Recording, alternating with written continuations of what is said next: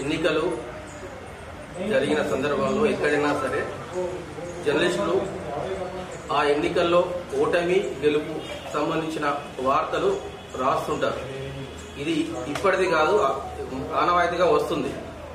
అయితే మొన్నటి ఎన్నికల పైన ఇక్కడి స్టాఫ్ రిపోర్టర్లు ఓటమిని బేరీజ్ చేస్తూ, అంటే ఓటమి గల కారణాలను బేరీజ్ చేస్తూ కొన్ని వార్తలు రాశారు. ఆ వార్తలను ఓ పార్టీ నేతలు మనసులో పెట్టుకొని ఆయన ఆ రాసిన విలేకరి పైన కక్ష సాధింపు చర్యలకు పాల్పడుతున్నారు.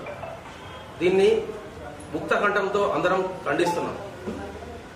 ఆయన పైన ఓ ఎస్సీ నేతతోని అట్రాసిటీ కేసు పెట్టడం కోసం విపరీతమైన ప్రయత్నాలు చేశారు. ఒకరోజు పూర్తిగా ఆయన్ను స్టేషన్లో కూర్చుండబెట్టి నానా రకాలుగా ప్రశ్నలు వేస్తూ సతాయిస్తారు.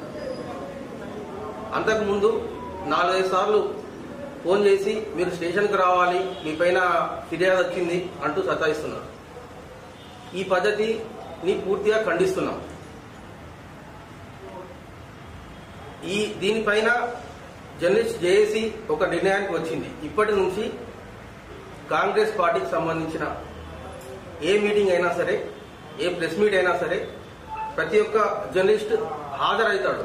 కానీ నిరసనగా నల్ల బ్యాడ్జ్తోని హాజరవుతాడు. ఎప్పటి వరకు అంటే వాళ్ళు బహిరంగంగా ఎవరైతే ఈ నిన్నటి చర్యకు కారకులో వెనుకుండి నడిపించారో వాళ్ళు బహిరంగంగా ఆ విలేకరికి కావచ్చు, విలేకరి కుటుంబానికి కావచ్చు క్షమాపణ చెప్పాలి. అప్పటి వరకు ఈ నిరసన కొనసాగుతుంది.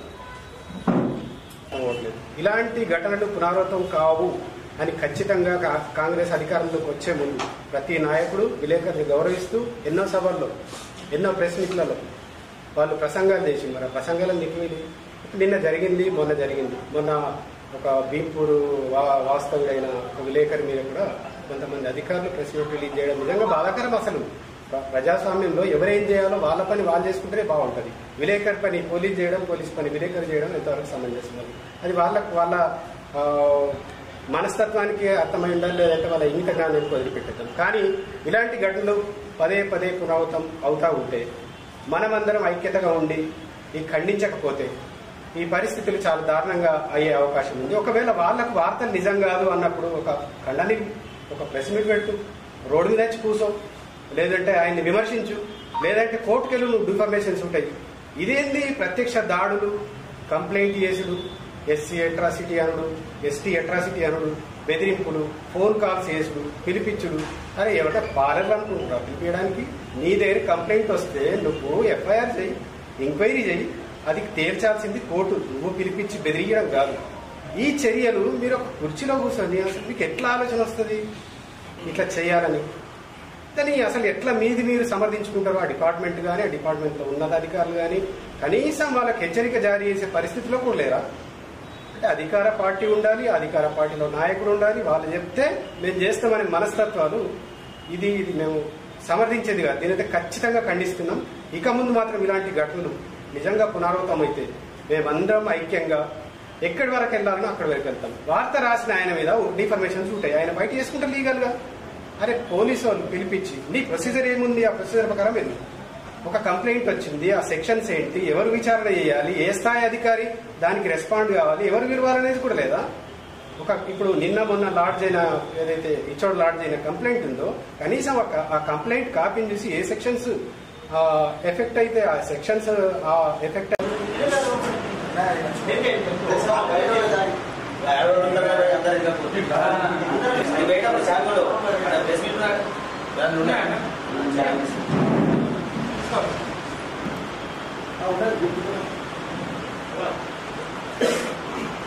Okay.